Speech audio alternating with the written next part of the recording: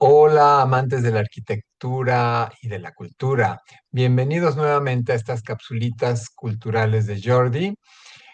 Vamos a continuar con arquitectura virreinal, que es un tema largo, largo, largo. Por eso he decidido dividirlo en pedacitos para que sea más digerible y más ameno.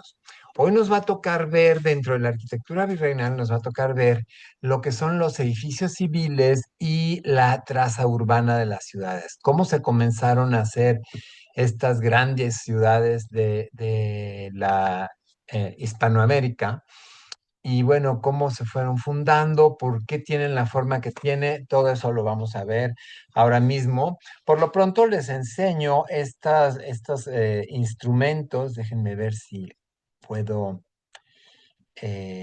señalar aquí. Les enseño estos instrumentos que pues vienen prácticamente desde la época de los romanos, este nivel, esta especie de antecesor de los teodolitos, lo que ahora se usa para hacer topografía. Bueno, ellos ya tenían sus teodolitos muy rudimentarios y sus estadales para pues poder hacer los planos topográficos, los planos de todo el área donde iban a quedar las calles y poder comenzar a trazar las calles para que quedaran pues rectas y sobre todo para que quedaran paralelas unas a otras, ¿no? O sea, para que las manzanas fueran ortogonales. Entonces, bueno, vamos a comenzar.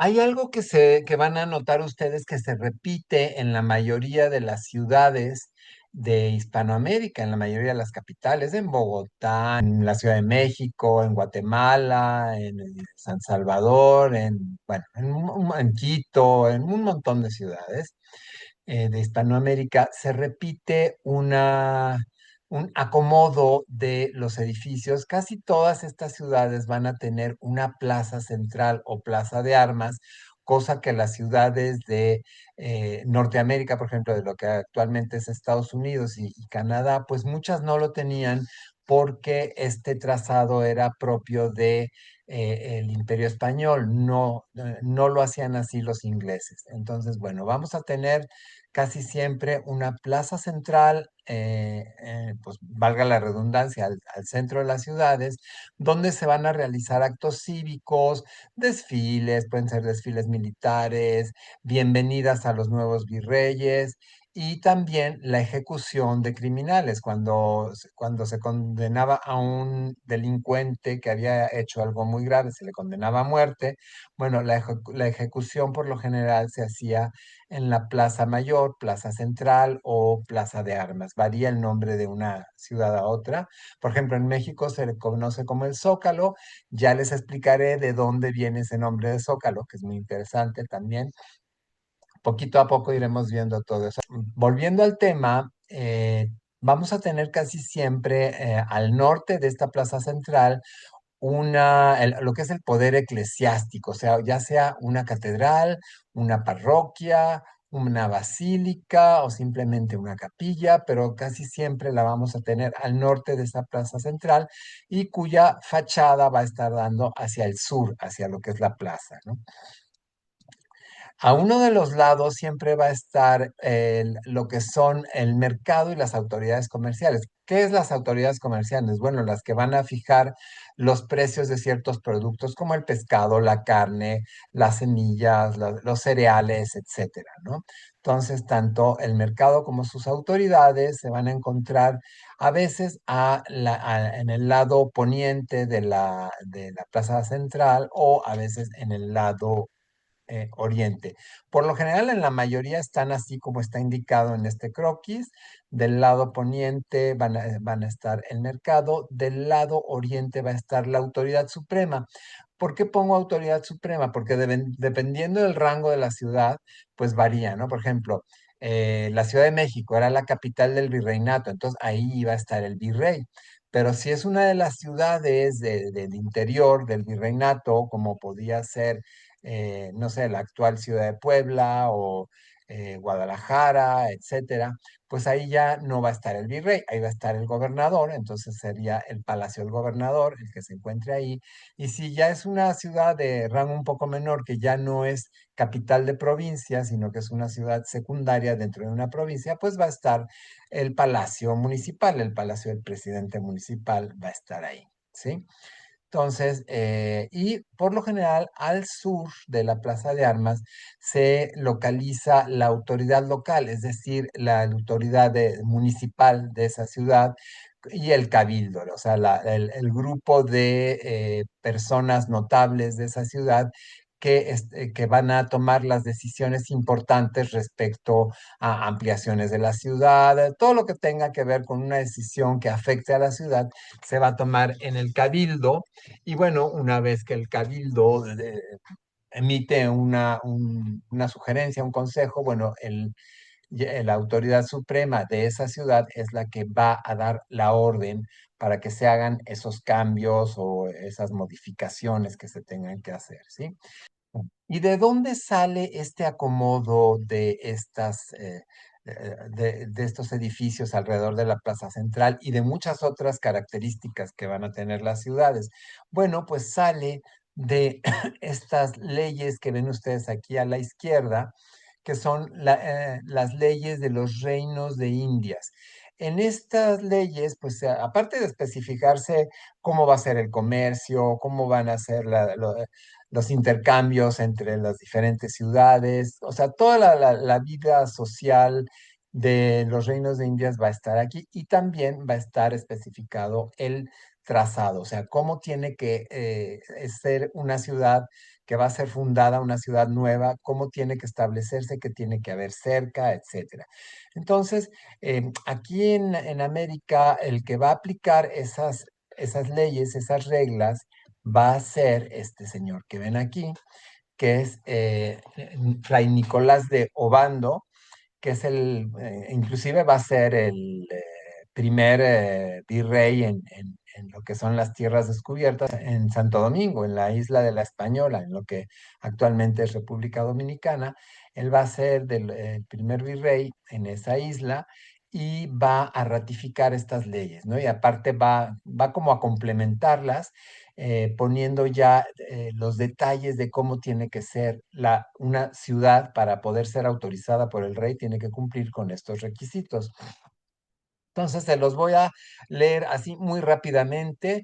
¿Cómo tenían que ser las ciudades? Bueno, se trazaban que las calles conforme a un trazado perpendicular y en el centro se situaba la Plaza de Armas, lo que les acabo de decir en la diapositiva anterior, donde se encontraban las autoridades locales y las religiosas. Eso se va a repetir en todas las ciudades de Hispanoamérica. Retícula en forma de damero, es decir, que va a haber una cuadrícula, las manzanas tienden a ser de forma cuadrada y con calles de oriente a poniente y de norte a sur, ¿sí?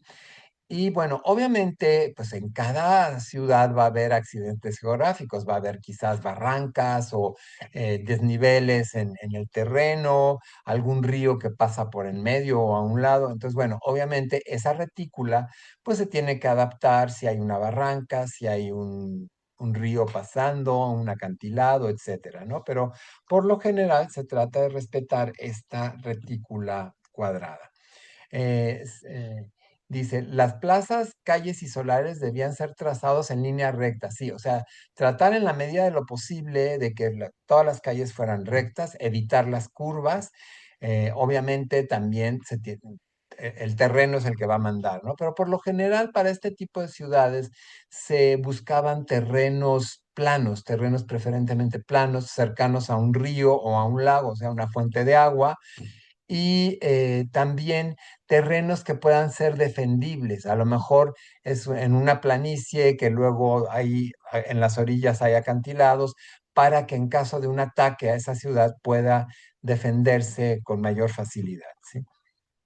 De la Plaza Mayor salían cuatro calles. Aquí vamos a suponer que esta es la Plaza Mayor. Bueno, pues salen dos de norte a sur y dos de este a oeste, ¿sí? Una en cada esquina, lo que las situaba de manera no expuesta a los vientos. Sí, el poner así las calles va a favorecer a proteger las casas de vientos muy fuertes. El ancho de las calles es en función al asoleamiento. Sí, esto también era una norma. Todas estas normas vienen desde Europa, desde las impuso Felipe II y bueno, Nicolás de Obando las perfeccionó aquí en América, pero vienen por el Renacimiento, por estas nuevas corrientes filosóficas donde se vuelve a ensalzar toda la cultura grecorromana y los romanos ya hacían sus ciudades de este modo. Los romanos eh, ponían dos calles principales, que era el Decumanus y el Cardum, y luego, en el cruce de estas dos calles principales iba a estar lo que se conocía como el Foro Romano, es decir, la Plaza Mayor. Entonces, todo esto es una herencia de la cultura grecorromana que la vuelven a implantar los reyes, y en este caso Felipe II da la orden de que en toda Hispanoamérica se tracen las ciudades de esta forma porque hace la vida más práctica dentro de las ciudades, ¿sí?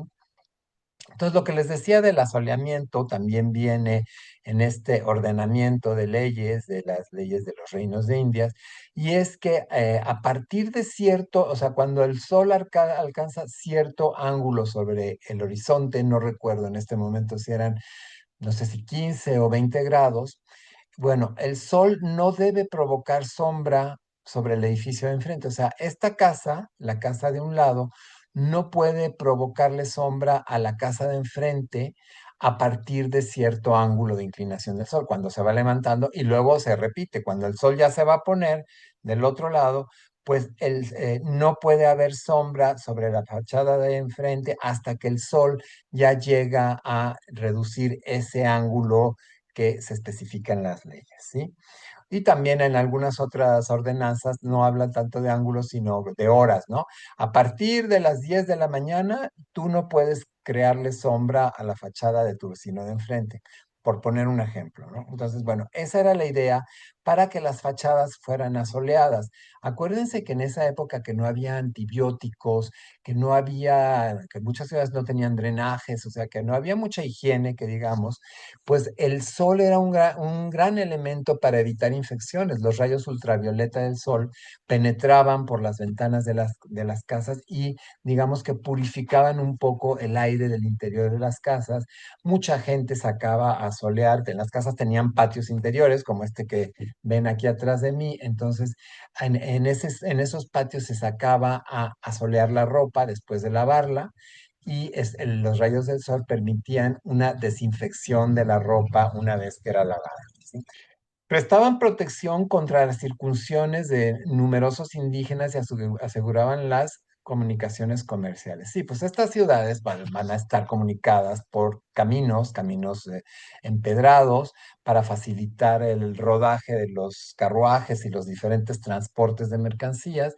Y además muchas van a estar amuralladas. Aquí vemos esta, por ejemplo, que está rodeada por una muralla tipo baluarte también de este diseño de ciudadelas, o sea, de fortificaciones muy del Renacimiento, que vuelve a tomar fuerza en el Renacimiento para hacer las ciudades resistentes a ataques de otros invasores, ¿no? Que pudiera haber en el área.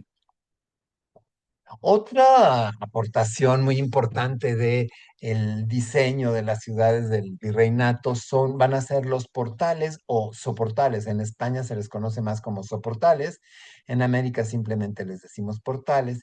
Y son estos arcos, o sea, los edificios, sobre todo los que daban a la Plaza Mayor, a la Plaza Central, tenían que tener estos pasos a cubiertos. ¿Para qué era? Para poder garantizar la vida comercial, la vida diaria de las personas, no importa si estaba lloviendo o si estaba nevando, y permitirles hacer su vida más o menos normal, ¿no? Poder comprar lo que necesitan, poder sentar a tomarse un café con amigos, etcétera. Entonces, esto permitía la vida en las ciudades a pesar de que estuviera lloviendo. Y en este caso, pues estamos viendo escenas de el pueblo donde yo vivo, de San Miguel de Allende, en Guanajuato. Y bueno, vemos a la gente pues precisamente haciendo la vida tranquila abajo de los portales.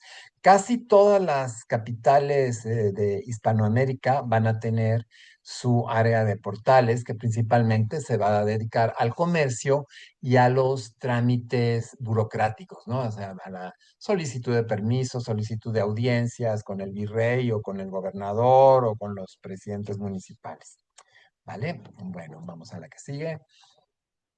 Bueno, pues comienzan a fundarse las primeras ciudades en Hispanoamérica. Todos estos son grabados, dibujos de la época donde se representan las diferentes ciudades que se van formando, que se van fundando en toda Hispanoamérica. Obviamente las primeras van a ser en las islas del Caribe, en las islas Aleutianas, lo que actualmente es Cuba, Puerto Rico, no sé, se me van de la mente ahora Santo Domingo, etcétera, ¿no? La isla de la Española, en fin, y otras islas un poco más pequeñas, pero pues, van a ser las primeras en avanzar como ciudades y después les van a seguir ya las de tierra adentro, ya del área continental americana. ¿Ok? Entonces, bueno, de las primeras, pues obviamente es Santo Domingo en la isla de la Española, que es donde, muy cerca de donde llegó Colón, y fue fundada en 1498 por un señor, precisamente el hermano de Colón, por Bartolomé Colón. Luego parece ser que hubo un huracán que la destruyó, se tiene que mover un poquito más lejana a la costa y se vuelve a fundar por este señor que ven aquí, que es Nicolás de Obando, que es el que les decía que refuerza las leyes de urbanismo para lo que es el virreinato. Este digamos que es el padre del urbanismo en Hispanoamérica. También, pues tenemos que Veracruz, en la costa ya de lo que actualmente es México, pues el puerto de Veracruz se va a fundar en la costa del Golfo de México y bueno, como ven, pues igual está amurallado, está con una doble muralla para protegerlo de ataques que posteriormente vinieron los piratas. Los piratas pues van a ser, como su nombre lo dice, piratas, van a ser asesinos, saqueadores y ladrones que van a robar para la corona, principalmente para la corona inglesa, para la corona de Inglaterra. La reina Isabel I les va a conceder títulos nobiliarios, títulos de nobles, a cambio de las riquezas robadas que ellos aportan a la corona inglesa. De ahí vienen. Y les va a dar lo que se llama patente de corso, es decir, un permiso para que asalten y roben a todos los barcos que no sean ingleses ni portugueses, porque Inglaterra en ese momento tenía convenio con Portugal. Entonces, los piratas con patente de corso, o mejor conocidos como corsarios, de ahí viene la palabra corsario, van a asaltar a todo este tipo de embarcaciones que no sean ni inglesas ni portuguesas. No importa la bandera, pueden ser españolas, pueden ser francesas, de cualquier otra nacionalidad. Siguen fundándose ciudades, la ciudad de Puebla en 1531. Aquí vemos un mapa de la época y luego vemos aquí la fotografía aérea donde se ve muy clara la retícula de la ciudad de Puebla al oriente de la Ciudad de México, camino a Veracruz precisamente, y se ve esta retícula pues muy bien trazada desde la época del virreinato. ¿Sí?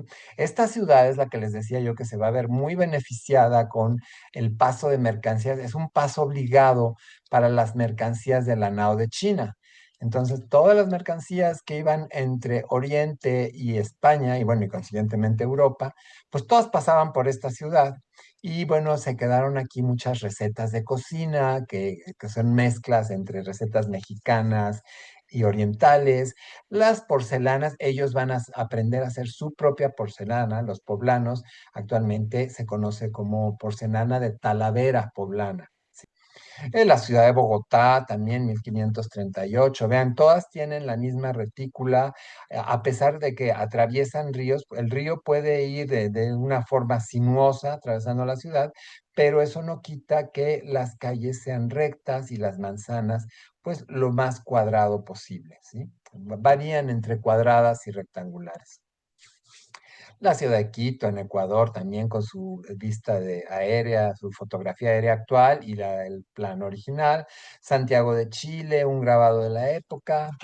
la antigua Guatemala, Guadalajara en México también, que actualmente tiene, Guadalajara es muy simpático porque está la catedral y tiene cuatro plazas que rodean a la catedral. Es un poquito más sofisticado el trazo de las manzanas. Manila, la ciudad de Manila, hasta allá llegó el Imperio Español. Manila, en la capital de Filipinas, dependía administrativamente de la Ciudad de México, del virreinato de la Nueva España. Entonces, bueno, ellos eran, digamos, como una provincia más de la Nueva España, la- la- la- las islas de las Filipinas. Igual el planito antiguo y la vista actual aérea. León fue de allá, fue de las ciudades tardías, León en México. Aquí tenemos la imagen de el virrey don Enrique, perdón, don Martín Enríquez de Almanza, que fue el que fundó esta ciudad. ¿Sí? Y bueno, aquí les puse esto porque es el Valle de Puebla, no es tanto por la iglesia, sino por el Valle de Puebla, pero sí también para recordar un poquito que la mayoría de las iglesias importantes que hay en todos los virreinatos fueron construidas sobre de templos prehispánicos, sobre de templos donde se adoraba a los dioses prehispánicos en este proceso de sustitución de cultos, esto que se conoce como sincretismo. Bueno, poco a poco se fueron sustituyendo los cultos de las deidades prehispánicas a pues a las deidades católicas, ¿no? Santos, vírgenes, la Santísima Trinidad, o sea, Dios Padre, Dios Hijo y Espíritu Santo, y la Virgen con todos sus centenares de advocaciones, y bueno, y de ahí para abajo todos los santos, ¿no? Entonces, pues bueno, es este proceso de sustitución de cultos, y es muy curioso porque en México coincide mucho que donde actualmente hay un Cristo, una Virgen muy venerados, en ese mismo lugar se veneraba una deidad de características muy parecidas en la época prehispánica. Por poner un ejemplo, actualmente donde se venera a la Virgen de Guadalupe, ahí mismo donde está la iglesia arriba del cerro, debajo de esa iglesia hay un templo prehispánico donde se adoraba a una deidad femenina llamada Tonantzin. Igual, donde se adora el Cristo de Chalma, que es un Cristo negro, había un dios, no recuerdo qué dios era, si era Huitzilopochtli o si era Quetzalcóatl, o cuál de las deidades prehispánicas, pero la característica es que este dios era de obsidiana. La obsidiana es una piedra negra. Entonces se sustituyó esta deidad de obsidiana negra con un Cristo también de color negro. Entonces, ese tipo de coincidencias, por llamarle de alguna forma, se van a dar mucho a lo largo de toda Hispanoamérica, ¿sí? La sustitución de unos cultos por otros. Y bueno, aquí concretamente en la foto tenemos la pirámide y el templo de los Remedios en Cholula. Cholula es una ciudad, digamos, satélite, anexa a la ciudad de Puebla, y vemos al fondo todo el Valle de Puebla, ¿ok?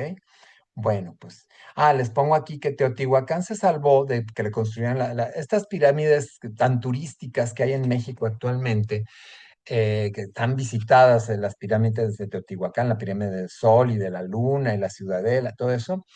Bueno, pues esas se salvaron de que les hicieran una catedral o una basílica encima, porque estaban abandonadas, o sea, ya no se veían, toda esta ciudad de Teotihuacán había sido cubierta por la maleza, y entonces ya no era visible. Y gracias a eso, como ya no había culto ahí, había sido abandonada esta ciudad, eh, pues entonces los conquistadores pues oían hablar de ella, pero ni siquiera sabían bien dónde estaba ubicada, porque ya se la había comido la selva, el bosque, y nadie vivía ahí, entonces no tenían ningún interés en hacerle una iglesia encima. Y gracias a eso, cuando vinieron las excavaciones a finales del siglo XIX, se pudo rescatar la ciudad en su mayor parte intacta, gracias a que había sido abandonada y cubierta por la naturaleza. Bueno, les voy a hablar hoy nada más, me voy a tratar de limitar a 4 ejemplos de edificios civiles, porque si no me voy a llevar 4 horas aquí. Me podría llevar 1 hora por cada edificio, pero bueno, trataré de ser lo más breve posible. Vamos a empezar con el Hospital de Jesús. Este edificio es muy interesante porque es el hospital más antiguo de todo el continente americano.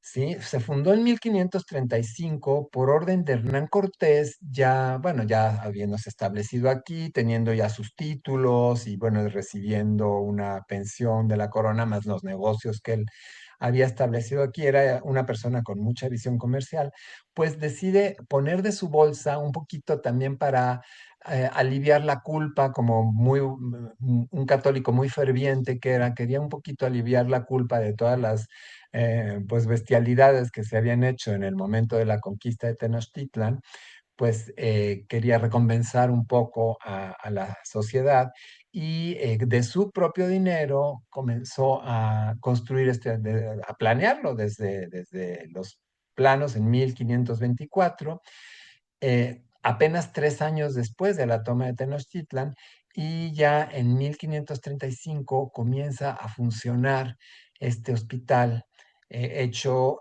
obviamente con muchas con muchas limosnas de los aristócratas que eran muy fervientes, pero a iniciativa de Cortés, y obviamente Cortés también puso una buena parte de su dinero para el hospital.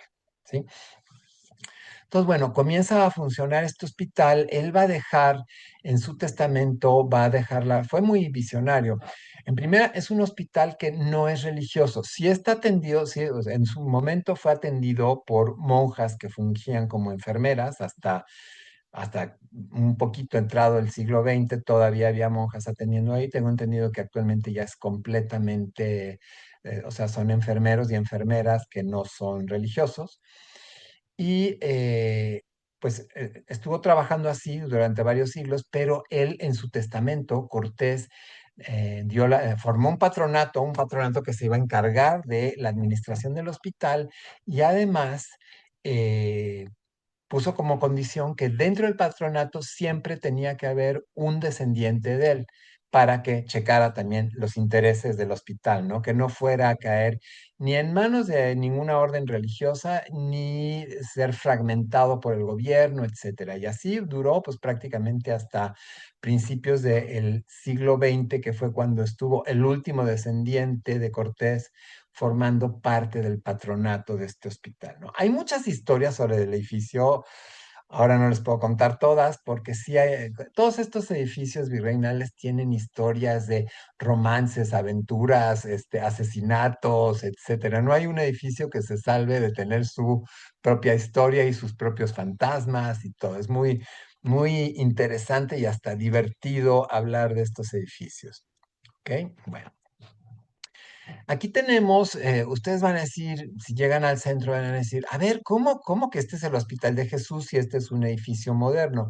Bueno, lo que pasa es que a principios del siglo XX, digamos en los años 30, 40, había la intención de demoler todo el edificio. En esa época no se valoraba mucho la arquitectura colonial, se estaba ensalzando mucho lo prehispánico, y lo colonial lo estaban dejando así como de lado, ¿no? Entonces, el arquitecto José Villagrán, muy inteligentemente, le encargaron que hiciera pues una remodelación. Querían demoler la parte virreinal para construir un hospital completamente nuevo, un hospital totalmente de arquitectura funcionalista internacional, ¿no? De los años 40, 50. Pero lo que hizo Villagrán también de forma muy inteligente fue que hizo el edificio moderno, lo hizo en la orillita, aquí donde les estoy yo señalando. Todo el perímetro del hospital es donde construyó el nuevo edificio de 5 plantas, lleno de habitaciones, área de quirófanos, etcétera.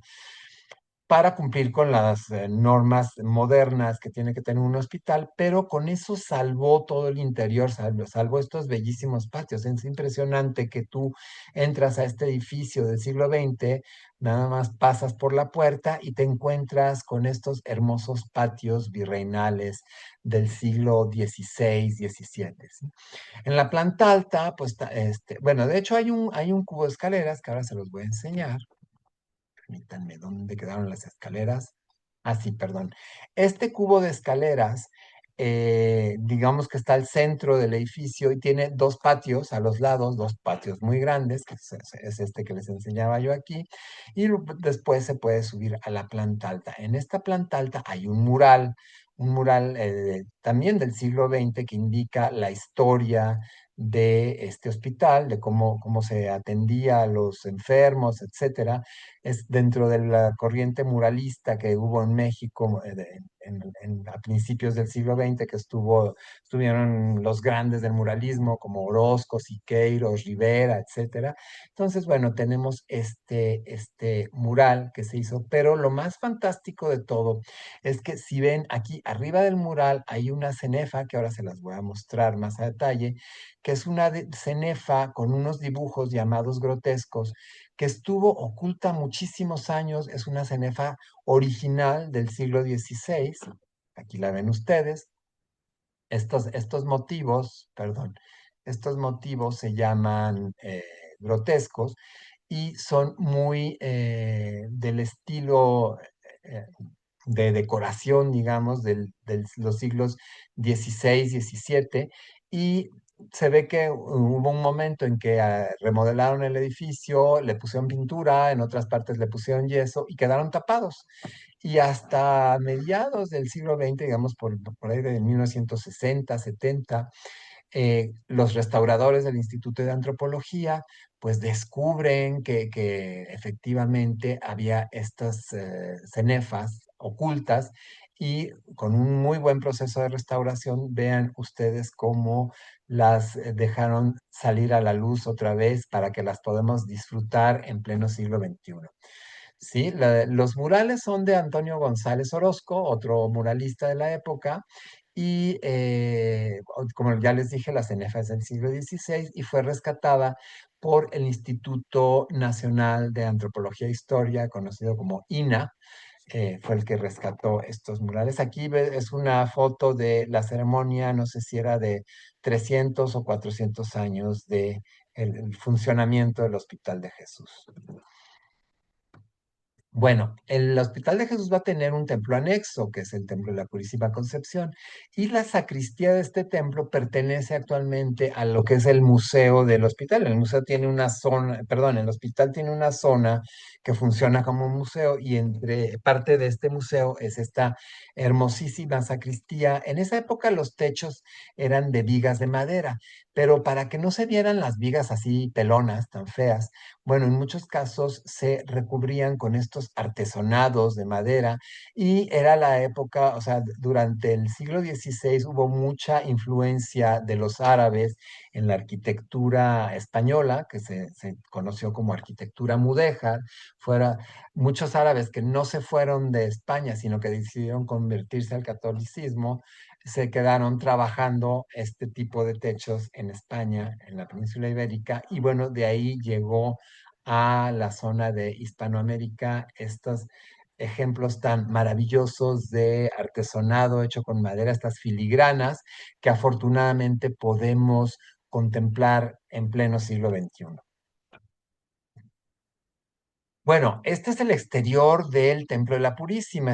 Actualmente, desgraciadamente, pues esto lo tienen como estacionamiento de médicos, como el parking para los médicos.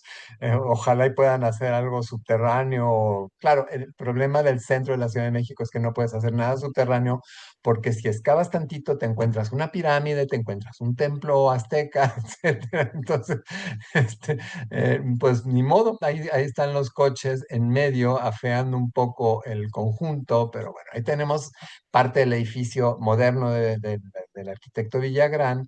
Luego, lo que fue la fachada, ya les había yo comentado en la capsulita anterior, que hubo una primera catedral anterior a la que tenemos actualmente, una primera catedral muy pequeña que estaba justo en medio de lo que hoy conocemos como Plaza del Zócalo, y era una iglesia pequeña, que duró varios años, en lo que ya se podía construir la catedral ya magnífica que se tiene hoy en día, ¿no? Pero bueno, esta era la fachada original de la catedral, que cuando ya se decidió demolerla para inaugurar la nueva, la grande, no quisieron destruir la fachada y se la trajeron piedra por piedra y la colocaron aquí en un anexo del Templo de la Purísima, ¿sí?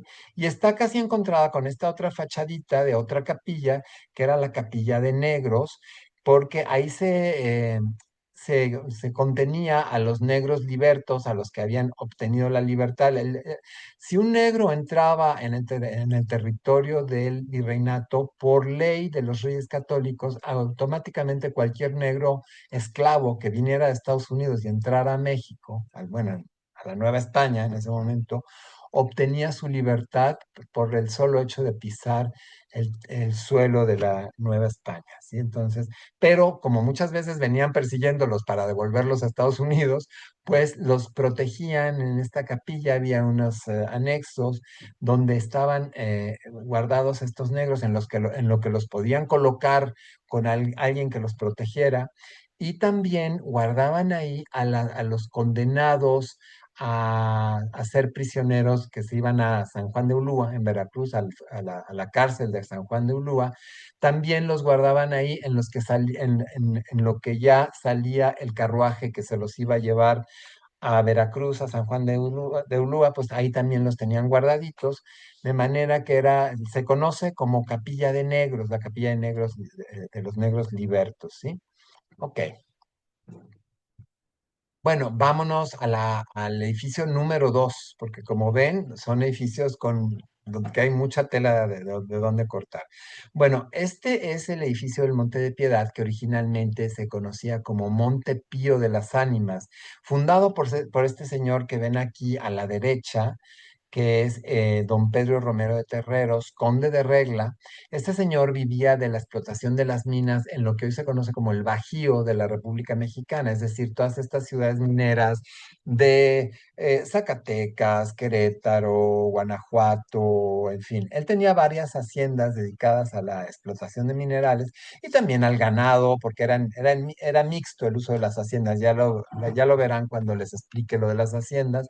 Entonces, bueno, era un señor muy acaudalado, y él decidió crear esta especie de banco para los pobres, donde la gente más humilde, pudiera ir a empeñar lo que tuviera para salir en gastos, sobre todo cuando habían adquirido deudas fuertes, pues tenían que ir a empeñar sus cosas para poder pagar, hacer frente a esas deudas que habían contraído, ¿no? Entonces, él fundó esta institución que actualmente se llama Nacional Monte de Piedad, en lo que fueran las casas de Cortés. Él compró a los herederos de Cortés estos terrenos, y aprovechando parte de las casas originales de Cortés, más lo que él construyó, pues ya fundó lo que es el edificio del Monte de Piedad.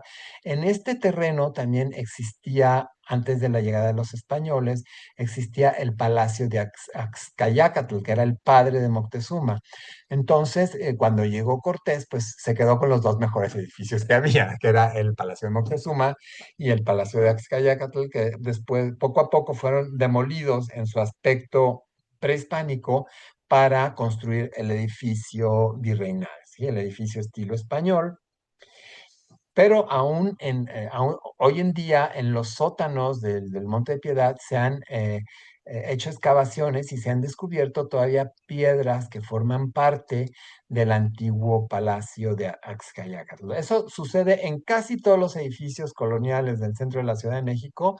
En los sótanos hay fragmentos, hay partes de antiguos templos, antiguas casas nobles, etcétera, de lo que era la Gran Tenochtitlan. Obviamente son las casas de los más nobles de la época prehispánica, porque las casas de la gente eran sobre chinampas y eran totalmente hechas con materiales efímeros que no duraban, no aguantaban el paso de los siglos, ¿sí? Entonces, bueno, esas ya no se conservan nada, pero lo que eran los palacios, digamos, de los nobles prehispánicos, sí se conservan algunas partes. Afortunadamente, se pueden visitar hoy en día en los sótanos de estos edificios. Entonces Cortés bueno, los herederos de Cortés le vendieron al don Pedro Romero de Terreros esta propiedad. Él hizo pues, la casa del Montepío, del Monte de Piedad, y desde entonces funciona. Y por aquellas épocas también los herederos de Cortés abrieron este callejón que se llamaba el Callejón del Arquillo, que posteriormente se convirtió en la Avenida 5 de Mayo. No sé si si se alcanzan a ver, al final hay un edificio con unas columnas, con un gran portal flanqueado por columnas, que era el Teatro Nacional.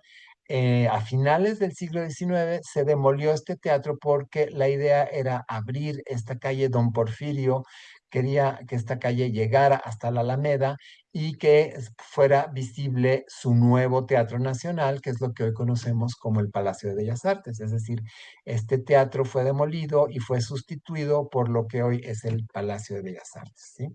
Entonces, bueno, esas son las historias de esta calle y de estos lugares. Aquí tenemos otro edificio de uso civil. Este no tenía nada que ver con la iglesia. Obviamente era el virreinato y la religión oficial era el catolicismo, y pues toda esta gente era muy devota. De hecho, el Monte de Piedad tiene adentro una capilla para la expiación de las ánimas, de las ánimas que están en el purgatorio. Bueno, pues se hizo esa capilla especialmente para eso, y bueno, es mantenida con los ingresos del Monte de Piedad. Cuando abrió el Monte de Piedad, abrió con 300,000 pesos oro, que eran propiedad del conde de Regla, y tuvo en el primer año de operaciones, en 1775, tuvo 17,000 operaciones de empeño de prendas. Otro edificio, el tercero, el Colegio de las Vizcaínas. Digo, hay un montón de edificios, pero estoy tratando de ponerles lo más representativo del porfiriato en lo que era la Ciudad de México. Bueno, el Colegio de las Vizcaínas fue fundado por un grupo de hombres españoles de origen vasco que vivían aquí en la Ciudad de México, que tenían su confradía de empresarios vascos. Y bueno, digamos, los más representativos de ellos son estos que menciono aquí, que tenían apellidos Aldaco, Meave y Echeveste, ¿sí? Entonces, estas personas, se dice que un día iban caminando por este barrio, bordeando el terreno, un terreno libre que había todavía, y que en el terreno encontraron unas niñas de origen muy, muy humilde, pues jugando ahí entre los matorrales, ahí ensuciándose con el lodo y todo, y hablando con un lenguaje muy altisonante, diciendo muchas groserías y todo.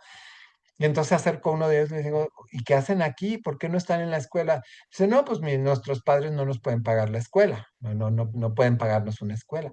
Y unas, de hecho, ni padres tenían, ¿no? Algunas eran huérfanas, en fin. Entonces, dada esta experiencia, se les ocurre unir fuerzas, comprar ese terreno y hacer un colegio para niñas huérfanas, mujeres abandonadas y viudas, que son las tres categorías de las mujeres que pueden estar solas en la sociedad, ¿no? Huérfanas, viudas y abandonadas. Entonces se creó esta institución para proteger a este tipo de mujeres que estaban un tanto indefensas ante la sociedad, y se construyó este maravilloso edificio ya digamos, tiene una cierta transición entre el barroco y el neoclásico, está así como en medio. Y bueno, estos vascos fueron muy inteligentes porque al edificio, en los alrededores, le hicieron locales comerciales, les hicieron estas, se conocían como asesorías de taza y plato, que se le rentaban a artesanos, a carpinteros, a orfebres, a talabarteros, a ceramistas, para que hicieran ahí sus artesanías, sus cosas de oficios y pudieran venderlas, ¿no? Eran como sus tiendas ahí, sus talleres y tienda, y en la planta alta ellos vivían, era donde era su vivienda de los artesanos, entonces era doble cosa, era su negocio y arriba era su vivienda. Y pues por ello pagaban una renta al colegio y de esos esto se sostenía el colegio, más las donaciones de mucha gente altruista, de la aristocracia de la Nueva España, pues también daban donaciones al Colegio de las Vizcaínas. También formaron un patronato, igual que en el Hospital de Jesús, se formó un patronato laico, no religioso, para que el colegio pudiera seguir funcionando a lo largo de las décadas y de los siglos. Actualmente el colegio es mixto, ya no es nada más para niñas, pero sigue funcionando como colegio, se da ahí instrucción primaria, secundaria y creo que también preparatoria. No, no hay universidad, pero sí hay los tres niveles previos a la universidad, ¿sí? Entonces, bueno, funciona todavía como colegio. Algunas partes permiten visitarlas, pero como todavía está funcionando como colegio y orfanatorio, pues no todas las áreas se pueden visitar, obviamente, pero bueno, ahí tenemos un grabado antiguo, tenemos ya estos pináculos que son de la transición entre el barroco y el neoclásico, a pesar de que, bueno, muchos artesonados, la fachada de la capilla, las puertas principales todavía contienen estos entablamientos y estos cuerpos de estilo barroco, ¿ok? Ahí tenemos una pintura antigua de cómo era la vida dentro del colegio, las niñas, una pintura, me imagino que es del finales del 18, principios del 19. Y aquí sí ya tenemos fotos o daguerotipos, en un principio las fotografías se les llamaba daguerotipos por los hermanos Daguerre de Francia, inventores de la fotografía. Y bueno, aquí tenemos cómo se veía el patio en ese entonces, las alumnas, alumnas y maestras, aquí las tenemos, había de diferentes edades, porque les digo que se daban los tres niveles de educación ahí, desde las pequeñitas hasta ya las más adolescentes. Y acuérdense que también era un lugar para mujeres abandonadas y viudas. O sea, muchas de las viudas probablemente fungían como maestras también, vivían ahí, pero además daban el servicio de educación a las más pequeñitas. Y un personaje famoso de la época del principios de la independencia de México, pues es la señora Josefa Ortiz de Domínguez, esposa del corregidor español en Guanajuato. Y bueno, precisamente en una visita que el corregidor hizo al colegio, ahí fue donde conoció a una joven, Josefa, y bueno, se enamoraron, se casaron y se la llevó a vivir a Guanajuato y el resto de la historia, muchos de ustedes ya la conocen, pero resulta que doña Josefa solicitó entrar al colegio de pequeñita, bueno, de adolescente ya, digamos, porque su madre murió, se fue a vivir con la tía, pero la tía pues tenía su vida, su marido y todo, entonces ella no, como que no quería incomodar a la tía y se fue, solicitó su entrada al Colegio de las Vizcaínas. Entonces ahí tenemos un personaje famoso. Hubo varios, les estoy dando un ejemplo nada más, pero hubo varios egresadas del Colegio de las Vizcaínas que después fueron personajes famosos en la vida de México. Bueno, seguimos con el Colegio de las Vizcaínas, esta es la capilla del colegio, donde actualmente se utiliza para hacer bodas y el gran patio también lo usan para banquetes de boda. Entonces, imagínense qué bonito tener tu boda aquí se llama capilla, pero es prácticamente una iglesia hecha y derecha con sus retablos barrocos del siglo XVIII y XVII, todos en lámina de oro. Y bueno, y estas escalinatas también espectaculares con la cantera labrada. En fin, qué bonito tener aquí una boda y pues sales al patio y ahí ya tienes el banquete y te ponen el ambiente que tú quieras para tu banquete de boda, en fin. Y no le estoy haciendo publicidad a la- al, al Colegio de las Vizcaínas como organizadores de bodas, pero bueno, me imagino que debe ser muy agradable tener una boda ahí, ¿sí? Las columnas estípites ya del el barroco tardío, el barroco churrigueresco, que usaba mucho la columna estípite, ya la veremos a detalle en otra capsulita. Y bueno, ahí tenemos una vista de cómo podría quedar el patio de las Vizcaínas, que es un patio gigantesco, que actualmente está techado con una estructura moderna de acero, está techado, pero que no, digamos que no compite o no resta valor estético al resto del edificio, ¿sí? Y vean lo bonito que se puede hacer una boda en ese lugar, con su fuente central. Y bueno, una foto antigua, un daguerrotipo muy antiguo, digamos, de la segunda parte del siglo XIX, donde todavía no había automóviles y el colegio estaba en pleno funcionamiento gracias a estos tres vascos que unieron fuerzas y convencieron a mucha gente para hacer esta obra altruista del Colegio de las Vizcaínas. Y esta es la última casa que les voy a mencionar en esta capsulita. Es la Casa de los Azulejos o Palacio de los Condes del Valle de Orizaba. ¿Sí? Entonces, bueno, se construyó en un terreno, en un solar, donde había casas separadas, casas un poco más pequeñas. Entonces, un señor llamado Don Diego Suárez las compró, digamos, unió todos los predios y comenzó a construir la casa. La casa no era como la ven ahora, la casa era una casa mucho más sencilla, una casa más o menos noble, pero sin grandes ornamentaciones ni nada. Se los voy a leer porque viene muy, muy concisa toda la historia al principio de esta casa, ¿no? Construyen un solar que habían ocupado varias casonas del siglo XVI, propiedad de don Diego Suárez de Peredo, quien la hereda a su hija, que a su vez se casa con Luis de Vivero, el segundo conde del Valle de Orizaba. De ahí que ahora se le conoce como Palacio de los Condes de Orizaba. Pasa el tiempo y la séptima condesa de Orizaba, doña Graciana Suárez, perdón, de Peredo, le dio a la fachada el aspecto que tiene actualmente. Sí, la séptima condesa, o sea, pasaron varias generaciones, eh, ella vivía en Puebla con su marido. Y entonces ya les dije que en Puebla había mucho la tradición de los azulejos, de forrar los edificios con azulejos.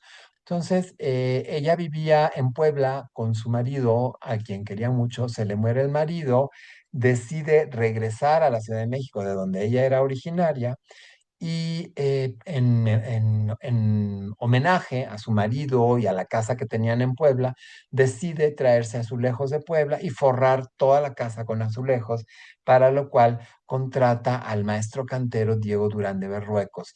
Todo este cambio se hace en 1737, mediados del siglo XVIII, digamos. Y entonces, a partir de ahí, comienza a vivir la casa ella y sus descendientes, ¿sí? Pasan las décadas y en 1871 la última descendiente de los condes pone en venta la casa. Esta va a cambiar de manos varias veces hasta que la compra una familia aristocrática de apellido Iturbe, ya más aproximado a la época del Porfiriato, digamos, ya pues más bien en plena época del Porfiriato, ¿sí? Don Porfirio sube al poder en el 72, o sea que al señor Iturbe pues le toca toda la época del Porfiriato.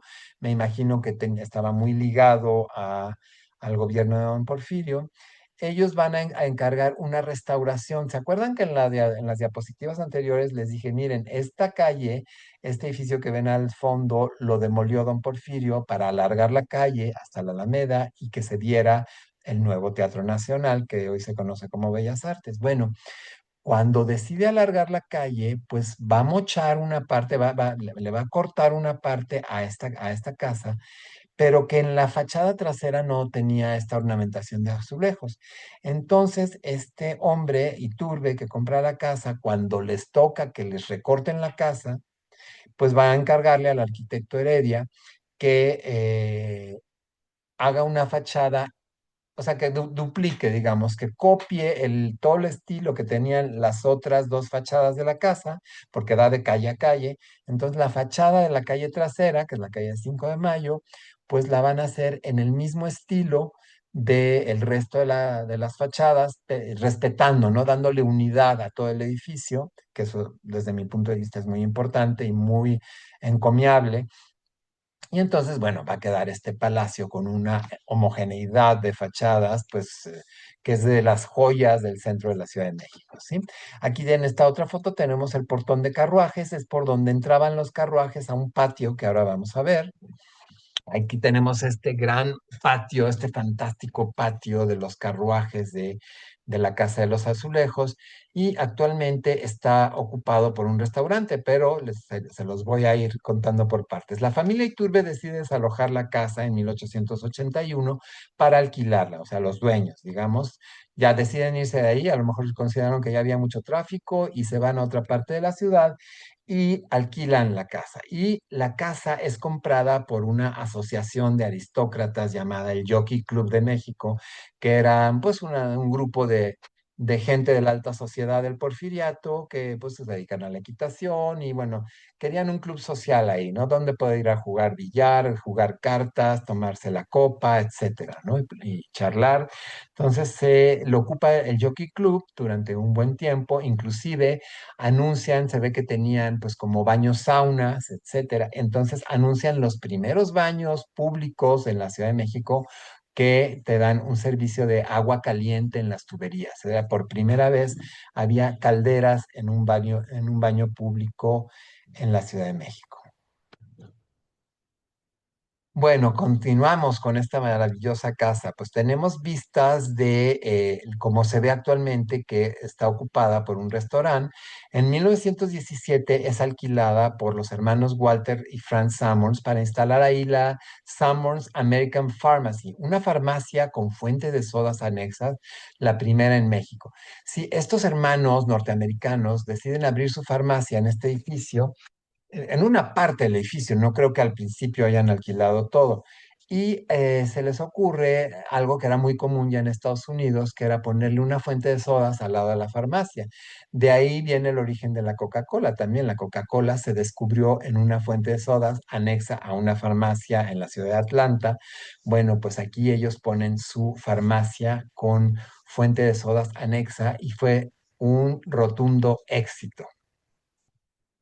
Entonces, con los años, cuando vieron que les pegó este negocio de la farmacia y la fuente de soda, decidieron aumentar un poquito el negocio, o sea, ir alquilando más partes de la casa hasta que la acabaron alquilando toda y meter pues área de regalos, venta de revistas, en fin, cuestiones tecnológicas, venta de libros, etcétera, ¿no?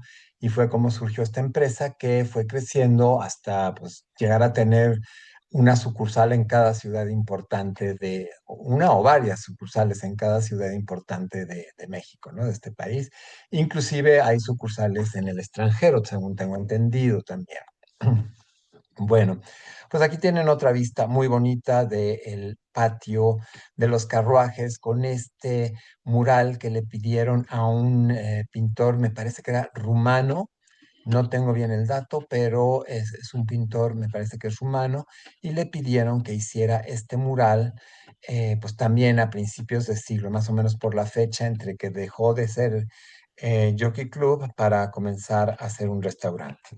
Y también tenemos este juego de tibores chinos que muy probablemente hayan sido traídos por la Nao de China, por el galeón de Manila, porque son unas piezas muy antiguas de arte, son tibores convertidos en lámparas.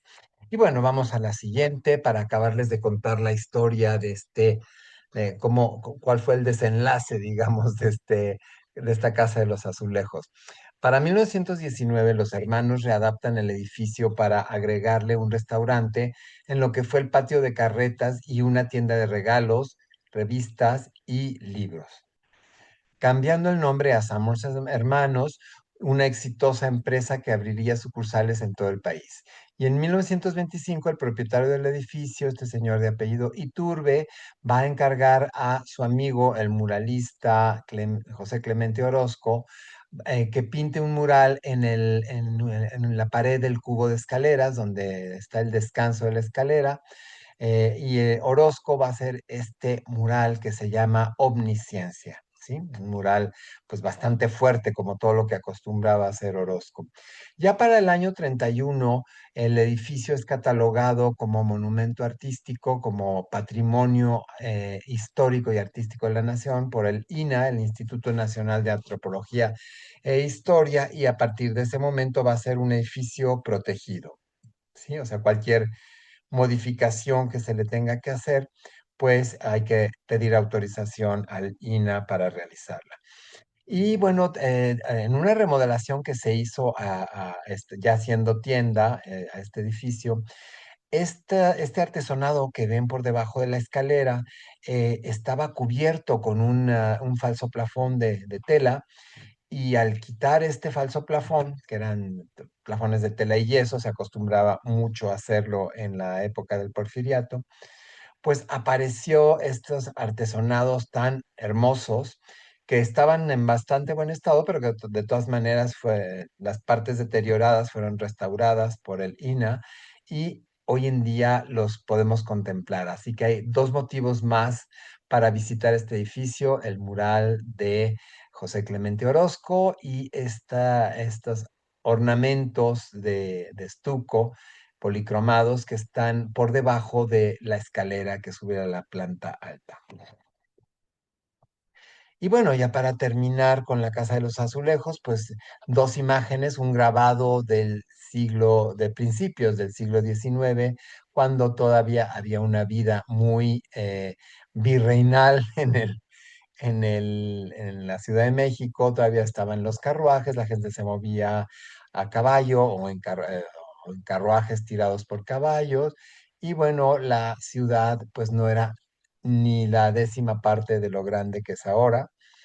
Y también tenemos una foto más o menos de 100 años después de esta imagen, pues así estaba 100 años después esta misma esquina, ya con los automóviles circulando por la Ciudad de México y ya con el letrero de Summers colgado de este barandal del balcón. Ya había iniciado la cadena Summers, y bueno, son estas dos imágenes históricas también.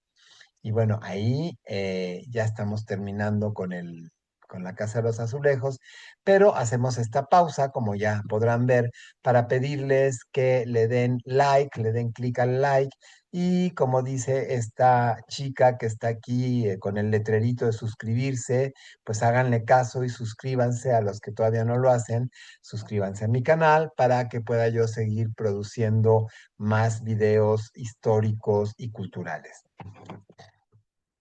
Y bueno, quedan muchos más, pero pues no hay espacio en una de estas capsulitas para tanto ejemplo, tanto edificio. Seguramente le podríamos dedicar una cápsula para uno solo de estos edificios, porque son edificios con mucho que comentar sobre ellos, tanto por sus características arquitectónicas como por la historia que hubo en esos edificios. Este es el Palacio de Iturbide, que pues hay una gran historia que contar ahí. El Palacio del Conde de Buenavista también. Tenemos acueductos que hizo el gobierno virreinal, cajas de agua, fuentes públicas, en fin, una serie de obras tanto de uso público como palacios privados, etcétera, que bueno, se podría dedicar una cápsula a cada uno y ya las iremos haciendo, pero por el día de hoy, pues ya nos estamos despidiendo. Hasta aquí llegamos con los edificios civiles virreinales, sobre todo los de la época barroca, y en la siguiente capsulita la dedicaremos a esta última etapa digamos, de la transición entre el virreinato y ya el México independiente, donde triunfó el neoclásico y vamos a dedicar esa capsulita al neoclásico. Ahí tenemos una pintura de uno de los arquitectos prominentes de esta etapa, que es don Manuel Tolsá, ya hablaremos de él. Y bueno, uno de los edificios representativos del neoclásico en México, también justo frente a las ruinas del Templo Mayor Azteca, pues está este edificio neoclásico. Ya hablaremos de muchos de estos. Pues por lo pronto no me queda más que despedirme, darles las gracias, muchas gracias por su tiempo y por su paciencia y pues de invitarlos a que estén pendientes de la aparición de la siguiente capsulita. Nos vemos mientras tanto, que estén muy bien, hasta luego.